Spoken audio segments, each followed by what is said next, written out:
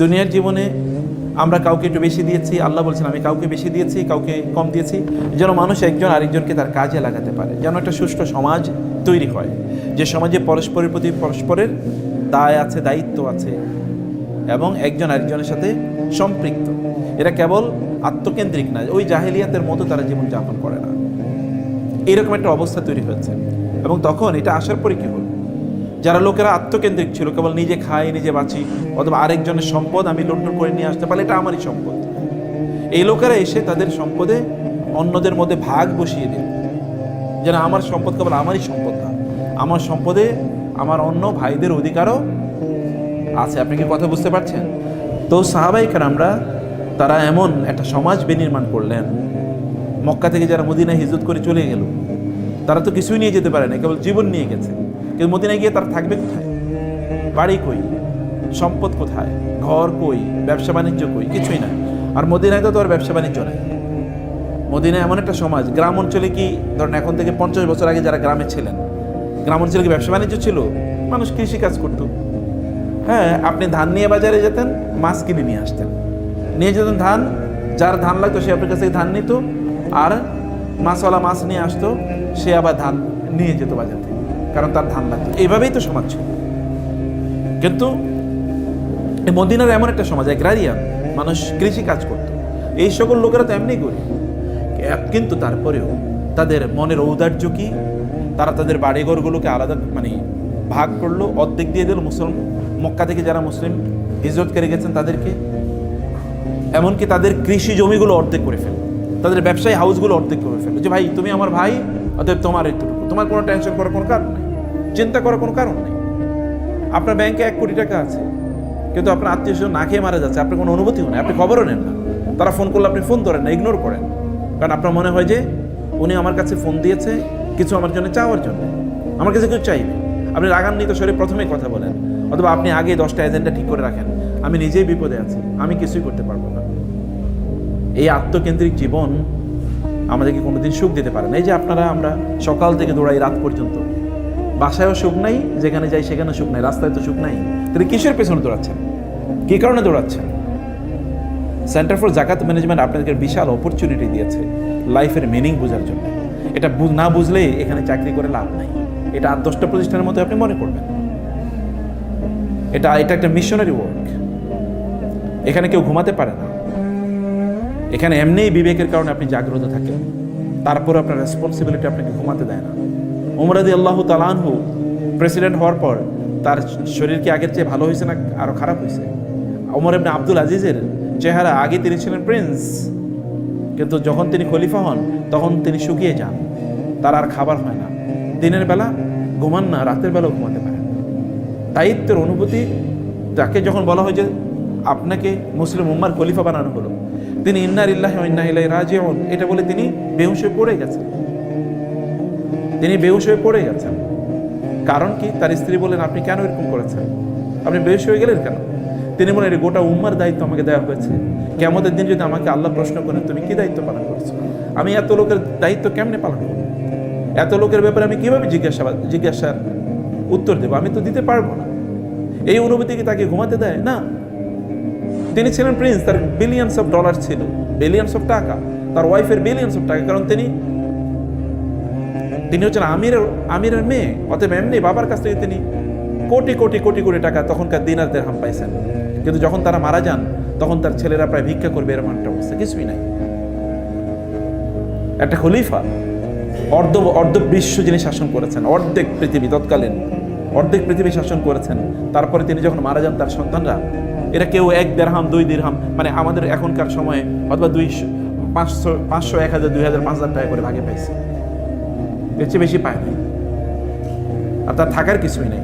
তার স্ত্রী, তিনি যখন খলিফা হয়েছেন তার স্ত্রীকে গিয়ে বলেছেন, তোমার সকল সম্পদ বাইতুল মালে দিয়ে দাও। বলে, এটা তো আমার বাবা আমাকে দিয়েছে।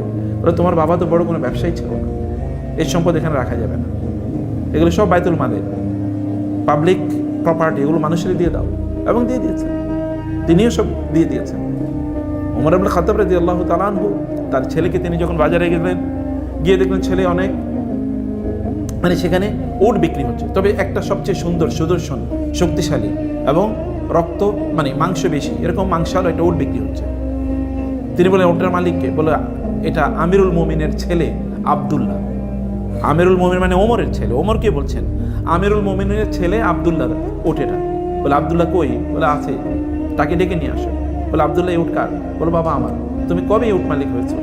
বলে বাবা অনেক আগে আমি একটা উট কিনেছিলাম, তারপরে এটাকে আমি লালন পালন করেছি। তো এটার এত মাংস আসলে কোথা থেকে? অন্যদের উটে তো এত মাংস নেই, তোমার এত মাংস কীভাবে পড়বে? বলে বাবা আমি এটা খুব টেক কেয়ার করেছি। কোথায় টেক কেয়ার করেছো? এটাকে ঘাস খাওয়াইছো কোথায়?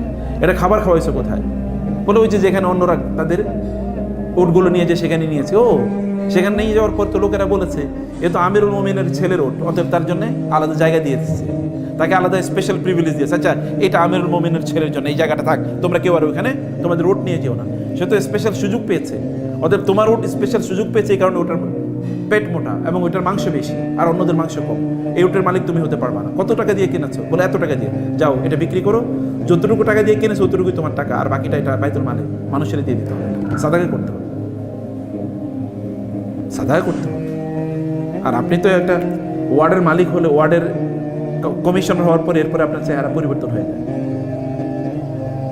যারা গুরুত্বপূর্ণ পদে থাকে তাদের চেহারা পরিবর্তন হয়ে যায়, চেহারা তখন গ্লেজ তৈরি হয়, তখন তার মাংস বাড়ে, তখন তিনি মোটা হতে শুরু করে, তার জামা কাপড়ের স্টাইল পরিবর্তন হয়ে যায়।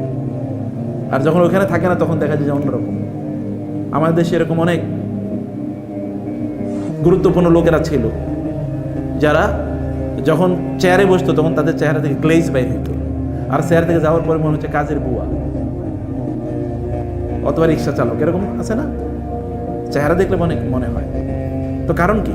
কারণ হচ্ছে এরা ওই দায়িত্বকে তারা প্রিভিলেজ হিসাবে নিয়েছে, সুযোগ, যে আমি তো একটা সুযোগ পাইছি। সম্মানিত ভাইয়েরা বোনেরা, আমি ভূমিকাতে এই কথা বলেছি আপনাদের বিবেক জাগ্রত করে। বিবেক জাগ্রত না হলে ওটা স্বর্গে জান্নাতে নিয়ে গেল একই কাহিনী হবে। সেন্টার ফর জাকাত ম্যানেজমেন্টেও যদি বিবেক জাগ্রত না হয়, যদি অনুভূতি জাগ্রত না হয়, যদি আপনি সেলফ স্পিরিটেড, সেলফ মোটিভেটেড না হন, তাহলে দুনিয়ার কোনো জায়গা আপনাকে মোটিভেটেড বানাতে পারবে না। এখানে আপনার কাজটি আল্লাহ সুবহানাহু ওয়া তাআলা কর্তৃক নির্দেশিত একটা কাজ, বিশাল সম্মান মর্যাদা, কিন্তু ধরা খাওয়া অনেক বেশি। প্রত্যেকটা সেকেন্ডে ধরা খাওয়ার সুযোগ আছে, প্রত্যেকটা সেকেন্ডের জন্য। কারণ এটা একজনের আমানত, অর্থাৎ কোনো মুসলিমরা আপনাদের কাছে আমানত দেয়, আবার আরেকজনের হক, সেটা আবার তাকে ঠিকমতো দায়িত্ব বুঝিয়ে দেওয়া যাচ্ছে কিনা। আপনি মনে করবেন আমি তো ওই জায়গায় নাই, যেইখানে আছেন। আল আমিলিন কেবল ছোট্ট একটা কনসেপ্ট না, এটা ওয়ার্কিং এভরিহোয়ার, যেখানে আপনি কাজ করছেন, জাকাত ম্যানেজমেন্টের যেখানে আপনি কাজ করছেন সেখান থেকে আপনার ধরা খাওয়া লাগবে। কেবল জাকাতের টাকা খাইলেই এটা হালাল হয় না, এখানেও হারাম আছে, এখানেও হারাম আছে। অবশ্যই বুঝতে হবে সেই ইস্যুগুলো। আল্লাহ সুবহানাহু ওয়া তাআলা তাদের প্রশংসা করেছেন, আল্লাযীনা ইয়াসতামিউনাল কাওলা ফায়াত্তাবিউনা আহসানা, যারা কথা শুনে সর্বোত্তম অংশটা তারা গ্রহণ করে। কথা শুনে সর্বোত্তম অংশটা গ্রহণ করে। কথা শোনাও ইবাদত। সাহাবায়ে কেরামদের সবচেয়ে বড় বৈশিষ্ট্য ছিল তারা মনোযোগী শ্রোতা ছিল, তারা মনোযোগী শ্রোতা ছিল। আমরা হচ্ছি মনোযোগী বক্তা। বক্তৃতা দেওয়ার সময় আমি খুব সজাগ থাকি, সতেজ থাকি, কিন্তু যখন শুনি তখন আমি ঘুমিয়ে যাই। এটা কোনোদিন একজন ইমানদারের বৈশিষ্ট্য না। ইমানদারের বৈশিষ্ট্য যখন তিনি শোনেন তখন তিনি অনেক বড় শ্রোতা, অনেক বড় মনোযোগী থাকেন। বলার সময় ভুল হতে পারে, কিন্তু শোনার সময় তার ভুল হয় না। সাহাবায়ে কেরামদের ব্যাপারে আল্লাহ বলেছেন, ক্বালু সামি'না ওয়া আতা'না, শুনেছি মান্য করেছি। আর মুনাফিকদের বৈশিষ্ট্য হলো ক্বালু সামি'না ওয়া আসাইনা, শুনলাম কিন্তু কোনো কামে লাগবে না, শুনলাম কিন্তু কোনো কাজে লাগবে না। অথবা তারা বলতো যে ওয়াসমা গায়রা মুসমাইন লাইয়াম বিআলসিনাতিহিম ওয়া তু'আনান ফিদ-দীন, তারা বলে শোনো আর কিন্তু কান দিও। মুনাফিকরা বলতো, ওরা কাছে এসে রাসূলের কাছে আসতো এবং নিজেরা বলতো, আরে শোনো তো কি কয়, আরো এত মন দেওয়ার দরকারি, এর কথা বলে যাবে তোমাদের কাম তোমরা করো। আপনাদের যদি বৈশিষ্ট্য এরকম, তাহলে ওই কাতারে কিন্তু নাম থাকবে, ওই কাতারে নাম থাকবে। এখানকার প্রত্যেকটি ট্রেনিং সেশনের মূল লক্ষ্য এবং উদ্দেশ্য থাকে যে এরপরে আমরা ভালো মানুষ হব, এরপরে আমাদের পরিবর্তন হবে, ইসলাহ, নিজকে পরিবর্তন করা। পরিবর্তন করতে হবে আপনাকে, আপনার নিজের জন্যে, এবং আপনার এখানে বিশাল অপরচুনিটি আছে। আপনি কেবল সেন্টার ফর জাকাত ম্যানেজমেন্টে কাজ করলে আপনার পরিবারটাকে আল্লাহ সুবহানাহু ওয়া তাআলা এমনি সংশোধিত করে দেবেন, যদি আপনি যথাযথ দায়িত্ব এখানে পালন করতে পারেন। আল্লাহ আপনার পরিবারটাকে সংশোধিত করে দেবেন। কিভাবে সংশোধিত করে দেবেন? কারণ আপনি যদি ভালো মানুষ হন। আপনারা জানেন খিদির আলাইহিস সালাতু ওয়াস সালাম এবং মূসা আলাইহিস সালামের ঘটনা কোরআনে আছে না? কোন সূরায় আছে বলেন তো? সুবহানাল্লাহ। কোরআনে সূরা, কোন সূরাতে খিদির আলাইহিস সালাম এবং মূসা আলাইহিস সালামের একটা ঘটনা আছে? সর্বনাশ। আমরা অধিকাংশ সেন্টার ফর জাকাত ম্যানেজমেন্টে চাকরি করার যোগ্য, বিশ্বাস করেন। কেন সেটা আমি বলছি। সেটা ফার্স্ট ওয়ান, সেন্টার ফর জাকাত ম্যানেজমেন্টে অথবা জাকাত অর্গানাইজেশনে চাকরি করতে হলে 1 নম্বর শর্ত হলো মুসলিম হওয়া। 1 নম্বর, প্রথম শর্ত। মুসলিম ছাড়া এখানে চাকরি করতে পারবে না। তো মুসলিম মানে কি? যিনি কোরআন না পড়েন তিনি কিভাবে মুসলিম হলেন? আমি তো অবাক, এটা তো অসম্ভব। রাসূল সাল্লাল্লাহু আলাইহি পৃথিবীতে কেন এসেছেন? তার 4টা কারণ কোরআন আল্লাহ তাআলা বলেছেন। ইয়াতলু আলাইহিম আয়াতিহি ওয়া ইউযাক্কিহিম ওয়া ইউআল্লিমুহুমুল কিতাব ওয়াল হিকমা। হুয়াল্লাযী বা'আসা ফিল উম্মিয়িনা রাসূলান মিনহুম ইয়াতলু আলাইহিম আয়াতিহি রব্বানা ওয়াবআস ফীহিম রাসূলান মিনহুম ইয়াতলু আলাইহিম আয়াতিক। হ্যাঁ, আল্লাহর কিতাব তেলাওয়াত করা, এটা রাসূলের 1 নম্বর কাজ ছিল। তেলাওয়াত করে শোনানো মানুষকে। ইয়া আইয়ুহান নবী, হে নবী, বাল্লিগ মা উনজিলা ইলাইক মির রাব্বিক। মানুষের আপনি আল্লাহর কাছ থেকে যা এসছে, কোরআন এসছে, এটা মানুষের কাছে পৌঁছে দেন। এটা নবী রাসূলদের 1 নম্বর কাজ, রাসূলের 1 নম্বর কাজ ছিল। তিনি তেলাওয়াত করতেন, তেলাওয়াত করে শোনাতেন। আজকে কোরআন পড়েছেন সকালে, হাত তুলেন তো দেখি, চিন্তা করেন। একজন মাত্র হাত তুলেছেন, অন্যরা হাত না তুললেও আমি মাইন্ড করছি না, কিন্তু দিস ইজ আওয়ার স্টেটাস। এটা আমাদের অবস্থা। আয়নার সামনে নিজকে দাঁড়া করাতে হবে। আপনার অধিকাংশ বয়সে আমার চেয়ে বেশি হবেন না। এখানে 50 বছর যাদের আছেন তাদের হাত তোলেন, 50, 50। তার মানে সবাই আমার ছোট বয়সে, যারা তো আমি আপনাদেরকে মানে শাসাইতে পারবো। 50 কারো নাই বয়স এখানে? আচ্ছা, তাহলে সবাই আমার চেয়ে বয়সও ছোট। আপনারা এলএমএ আলমলে আমার চেয়ে বড় হতে পারেন, কিন্তু বয়স আমার চেয়ে ছোট।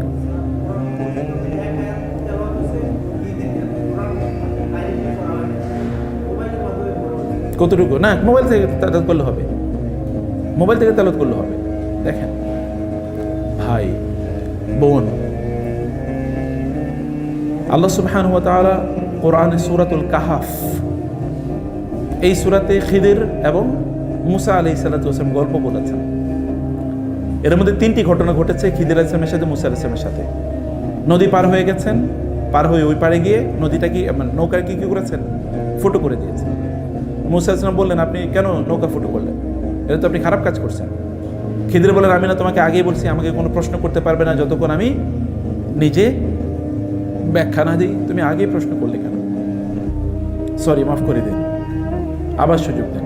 সামনে এগিয়ে গিয়েছেন, দেখলেন কি করে? ফানতালাকা হাত্তা ইদা লাকিয়া গুলামান ফাকাতালা ক্বালা আকাতালতা নাফসান যাকিয়াতান বিগাইরি নাফসিন লাকাদ জি'তা শাইআন ইমরা। খুব খারাপ কাজ করছেন আপনি। এই একটা সুন্দর ছেলেকে আপনি কেন হত্যা করলেন? অনেকগুলো বাচ্চা খেলাধুলা করছে, খিদির আলাইহিস সালাম সেখানকার সবচেয়ে সুন্দর একটা বাচ্চা, গ্রোয়িং, বড় হচ্ছে, এরকম একটা, অথবা জাকিয়া, দেখতে খুবই সুন্দর, এরকম একটা বাচ্চা কিনে জবাই করে ফেলছে, হত্যা করে ফেলছে। আপনি এর বাচ্চাটা কেন হত্যা করলো? ও তো কোনো গুনাহ করেনি, অপরাধ করেনি। আমি না বলছিলাম তুমি কোনো প্রশ্ন করতে পারবে না? সরি, লাস্ট চান্স, আর চান্স দিয়েন না, একবার চান্স দেন, শুধু ভুল করে ফেলছে। সামনে গিয়েছেন, তারপরে কি হচ্ছে? সেখানে গিয়ে তাদের খুব ক্ষুধা লেগে গেছে। তখন ওইখানে লোকজনকে বললেন, আমাদেরকে একটু খাবার দাও, পানি দাও। তারা বলে না, ফাআবা আন ইউদাইয়িফাহুমা ফাওয়াজাদা ফিহা জিদারান ইউরিদু আন ইয়ানকাদ্দা ফাআকামা ক্বালা লাউ শি'তা লাত্তাখাযতা আলাইহি আজরা। দেখলেন একটা এলাকায় গেছেন, গ্রামের লোকদেরকে বলে আমাদেরকে একটু খাবার দাও, কিন্তু ওরা কোনো খাবার দিল না। সেখানে দেখলেন একটা ঘর ভেঙে যাচ্ছে। খিদির আলাইহিস সালাম নিজে ঘরটা ঠিক করে দিলেন। মূসা আলাইহিস সালাম বললেন, ওরা আমাদেরকে একটু খাবারও দিল না, আপনি আমাদেরকে একটু পানিও দিল না, ওদের বাড়ি আপনি ঘরটা কেন নির্মাণ করে দিলেন? খিদির আলাইহিস সালাম বললেন, হাদা ফিরাকু বাইনি ওয়া বাইনিক, শেষ, তুমি আর আমার সাথে থাকতে পারবে না। কেন? দুটো ঘটনা, এর মধ্যে একটা হচ্ছে ওয়া আম্মাল গুলাম ফাকানা আবওয়াহু মুমিনাইনি ফাখাশিনা আন ইউরহিকাহুমা তুগয়ানা ওয়া কুফরা ফাআরাদা রাব্বুকা আল্লাহ সুবহানাহু ওয়া তাআলা ফাআরাদনা আন ইউবদিলাহুমা রাব্বুহুমা খায়রাম মিনহু যাকাতান ওয়া আকরাবা রহমা। আল্লাহ তাআলা বলছেন যে খিদির আলাইহিস সালাম তখন মুসা আলাইহিস সালামকে বললেন, ওই যে শিশুটা না, এই শিশুটা যদি বড় হতো, এই শিশুর কারণে তার পিতামাতা কাফের এবং মুশরিক হয়ে যেত, ফলে এই পিতামাতাও জাহান্নামে যেত, এই শিশুটাও জাহান্নামে যেত। ফলে আমি চেয়েছি, আল্লাহর কাছে বলেছি, আল্লাহ এই পিতামাতাকে রক্ষা করি, শিশুটাকে রক্ষা করি। করণীয় কি? এই শিশুটাকে যদি আমি জবাই করে ফেলি তাহলে ও জান্নাতে যাবে, ওর পিতামাতা বেঁচে যাবে, এবং এরপরে এদের ঘরে এমন একটা সন্তান জন্ম নিয়েছে যেই সন্তানের ঘরে পরবর্তীতে আল্লাহ তাআলা একজন নবী পাঠিয়েছেন। বুঝেন না আমার কথা? তো সুবহানাল্লাহ গেল কই? মেরে ফেলেছে একটা শিশুকে, কিন্তু ওই শিশুর পরবর্তী নাতি কি হয়েছে? ওই যে ওই মানে এই শিশুরই এই পিতামাতা, তার ভাই, তার যে বোন হয়েছে পরবর্তীতে, ওই অর্থাৎ তার ভাগিনা পরবর্তীতে নবী হয়েছে। এই শিশু জান্নাতি, তার পিতামাতা জান্নাতি, এবং তাদের পরিবার কোথায় গেছে দেখেছেন? এটা কারণ কি? ফাকানা আবওয়াহু মুমিনাইন, পিতামাতা ছিল খুব ভালো মানুষ। পিতামাতা ছিল কি? ভালো মানুষ, মুমিন, দিনদার, আল্লাহওয়ালা। এবং এই কারণে আল্লাহ সুবহানাহু ওয়া তাআলা তাদের এমন কোনো সন্তান তৈরি করেন নাই যে সন্তান পিতামাতার ক্ষতি করতে পারে, বরং তাদের এমন একটা সন্তান দিয়েছেন যেই সন্তানের মাধ্যমে পরবর্তী বংশধরগুলো নবী হয়েছে বা নবীর বংশ তৈরি হয়েছে। এবং আরো সামনে যখন গিয়েছেন, যাওয়ার পরে সেখানে ওই যে খাবার চেয়েছেন, খাবার দেন নাই, কিন্তু ওইখানকার ঘরটা, যে যাদের ঘরটা তিনি বানিয়ে দিয়েছেন, এই ঘরটার ব্যাপারে খিদির আলাইহিস সালাম বললেন যে ঘরটা হলো এরকম একজন, এই যে ওয়ামাল জিদার ফাকানা লিগুলাইমান ইয়াতিমান ফিল মাদিনা, এখানে এই ঘরে থাকে দুটো ইয়াতিম বালক। আর ওয়াকানা আবুহুমা সালিহা, বাবা ছিল খুব ভালো মানুষ। বাবা এবং মা মারা যায়, যাওয়ার সময় তাদের কিছু সম্পদ ছিল, এগুলো মাটির নিচে পুঁতে যায়, এবং আল্লাহর কাছে দোয়া করে, আল্লাহ আমাদের সন্তানরা যেন বড় হয় এবং এখানেই থাকে, এই সম্পদগুলো যেন তারা খুঁজে পায়। আল্লাহ তারা দোয়া কবুল করে নিয়েছেন, আমাকে পাঠিয়েছেন যেন আমি ওদের ঘরটা বানিয়ে দিই। পাঠাইছে কারে? খিদির আলাইহিস সালাম এবং মুসা আলাইহিস সালামকে। সাধারণ মানুষ যে দুজন গিয়েছে, ঘর বানিয়ে, ইয়াতিম বালকদের ঘর বানিয়ে দিয়েছে দুজন নবী। কারণ হচ্ছে বাবা ছিল, মা ছিল ভালো মানুষ। আপনারা যদি সেন্টার ফর যাকাত ম্যানেজমেন্টে দায়িত্ব পালন করেন, বিপরীতে আল্লাহ সুবহানাহু ওয়া তাআলা আপনাদের ঘরগুলো, পরিবারগুলো, সন্তানগুলোকে আল্লাহ সুবহানাহু ওয়া তাআলা নিজে এরকম প্রয়োজনে ফেরেশতা পাঠিয়ে প্রোটেকশন প্রদান করবেন। আল্লাহ সুবহানাহু ওয়া তাআলা সেটা করবেন, যেমন আল্লাহ করেছেন, কোরআনে আছে।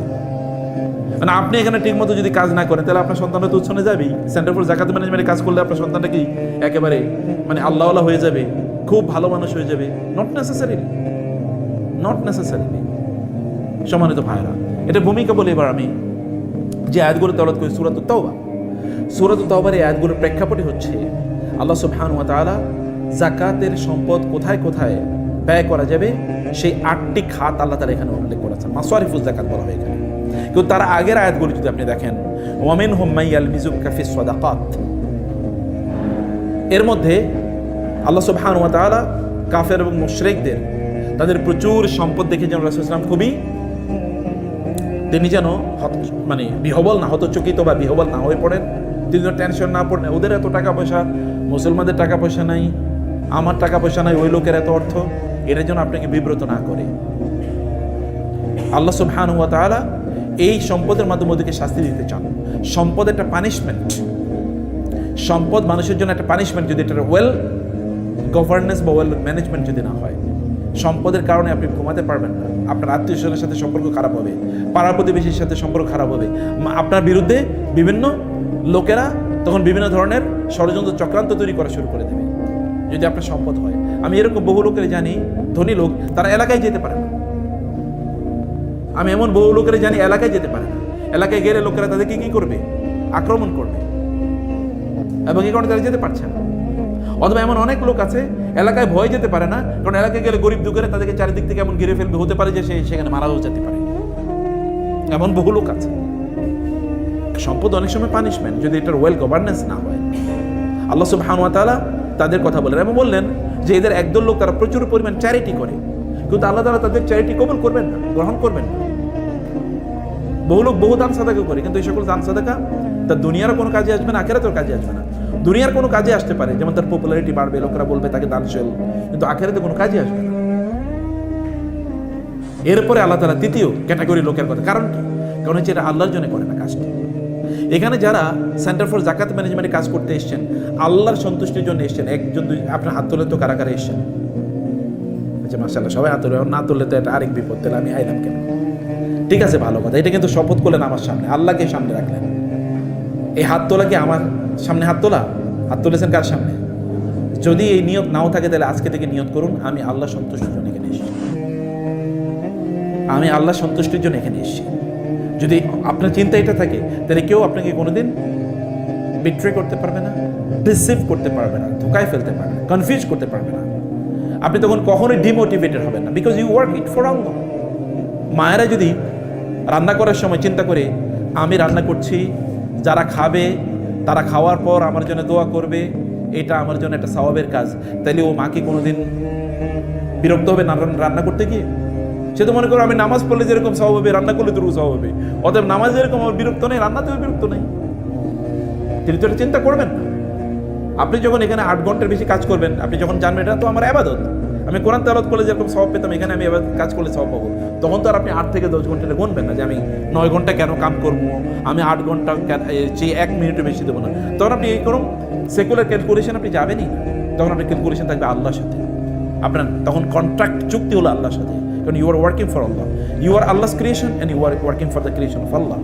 আপনি আল্লাহ সৃষ্টি এবং আপনি আল্লাহ সৃষ্টির জন্য কাজ করছেন। You know what is your vision, what is your mission, what is your destination. আপনি জানেন কেন আপনি পৃথিবীতে আছেন, কেন আপনি কাজ করছেন। ভাই গরু ছাগলের মতো হয়ে লাভ নেই, ওগুলো খায় দায় ফুর্তি করে, আপনিও একইটাই, লাভ কি? What is the difference between us and the animals? আমাদের মাঝে অন্যদের মধ্যে পার্থক্য কি? আপনার জীবনের লক্ষ্য কি, উদ্দেশ্য কি? আপনি কেন বেঁচে আছেন? না আপনি এরপরে মারা গেলে এরপরে কি হবে? আপনি মরে গেলে তারপরে হবে কি? কবরে কি হবে? ওই অন্ধকার কবরিতে থাকতে হবে। আপনি মনে করেন না যে আপনি খুবই শক্তিশালী, ওইখানে ফেরেশতারা আপনাকে মাফ করে দেবে, অথবা ফেরেশতারার সাথে কুস্তি করে আপনি জিতে যাবেন, মনে করে কোন কারণ? ওখানে পিঁপড়াও আপনাকে এসে কামড়াবে। আপনার শরীরের এই যে শরীর যখন, যার জন্য আপনি এত কষ্ট করছেন, টেনশন করতেছেন, ওগুলো তো প্রথমেই পচা শুরু হয়ে যাবে। সে কারণে জীবনটাকে মিনিংফুল করতে হবে, প্রত্যেকটা সেকেন্ডকে মিনিংফুল করতে হবে। মনে করতে হবে যে আমি this last minute I am living, এটা আমার সর্বশেষ সময়, আমি বেঁচে আছি, আমি কিছুক্ষণ পরেও মারা যেতে পারি। প্রস্তুত থাকা এবং প্রত্যেকটা কাজ আল্লাহর উদ্দেশ্যে, ডিভাইন প্লেজার, আল্লাহ সন্তুষ্টির জন্য প্রত্যেকটা কাজ করা। Whatever you do it for Allah. যা করছেন আল্লাহর জন্য করছেন। আপনার যদি নিয়ত থাকে আমি এটা করলে স্যালারি পাবো, তাহলে এই কাজ এটা আপনার জন্য জাহান্নামের কারণ হয়ে যাবে। যে আমি এটা করছি আমি তাহলে স্যালারি পাবো, তাহলে আপনি কোনোদিনই মোটিভেটেড থাকবেন না। আমি কাজ করছি, এটার এগেনস্টে আমি বেনিফিট পাবো, সেটা তো আমি পাবো লজিক্যালি, কিন্তু আই এম ডুইং ফর আল্লাহ, আমি আল্লাহর জন্য করছি এটা। সম্মানিত ভাইয়েরা এবং বোনেরা, ওই আয়াতের একটা ইস্যু আছে, সেখানে আল্লাহ সুবহানাহু ওয়া তাআলা বললেন ওয়ামিনহুম মান ইয়ালমিজুকা ফিস সাদাকাত। লোকজনের মধ্যে একদল থাকতো, তারা অন্যদিকে তারা তুচ্ছতা ছেড়ে ও তো কম দেয়, আমি তার চেয়ে বেশি দিই। আপনি বেশি দিচ্ছেন, আপনি ফকিরের 100 টাকা দিচ্ছেন, এই কারণে আপনি হাবভাব আপনার অন্যরকম। আরেকজন কেন কম দিল, বেটা তুমি এত কম দেও, আপনি তাকে তুচ্ছতা ছেলে করছেন, আপনি মন জানেনও না। তাই তিনি দিয়েছেন এখলাসের কারণে, আর আপনি দিয়েছেন মানুষকে দেখানোর জন্য। যারা গরিব সাহাবী তাদেরকে অন্যরা তুচ্ছতা ছেলে করতে, কই ওয়ার ফান্ডে তো ওরা খুব বেশি টাকা দেয় না, চ্যারিটি ওরা খুব বেশি করে না, যাকাত ওরা খুব কম দিচ্ছে। এটা কেউ কেউ এরকম মানে একটু দৃষ্টিতে দেখতো। আপনি জানেন না তবুকের যুদ্ধে কি হয়েছিল? তবুকের যুদ্ধে কি হয়েছে? আবু বকর রাদিয়াল্লাহু তাআলা কি নিয়ে এসেছে? কয়টা পাতিলই তো নিয়ে এসেছে, আর কিছু না। আর ওমর রাদিয়াল্লাহু কি করেছেন? তার সম্পদের অর্ধেক দিয়ে দিয়েছেন। তারপর রাসূল সাল্লাল্লাহু আলাইহি ওয়াসাল্লাম কি বলেছেন? রাসূল সাল্লাল্লাহু বলেছেন কি, আবু বকর আপনি বাসায় কি রেখে আসছেন? বলে আমি আল্লাহ রাসূল ছাড়া কিছুই রেখে আসি না, সব নিয়ে এসেছি। ওমর রাদিয়াল্লাহু বললেন মা সাবাকতু আবু বকর আবাদান, আমি আর আবু বকরের জীবনে কোনোদিন পরাজিত করার চিন্তা করব না। রাসূল সাল্লাল্লাহু তার ইন্তেকালের আগে বলেছিলেন সকলের আমার প্রতি, ইসলামের প্রতি যত অবদান আছে সব কিছু আমি পরিশোধ করতে পেরেছি, কিন্তু একজনেরটা আমি পরিশোধ করতে পারি নাই, এবং সেটা আল্লাহ করবেন। তিনি হচ্ছেন আবু বকর রাদিয়াল্লাহু তাআলা। এটা কেবল হার্ট দিয়ে, এটা কেবলমাত্র হার্ট দিয়ে, হার্ট অন্তর দিয়ে।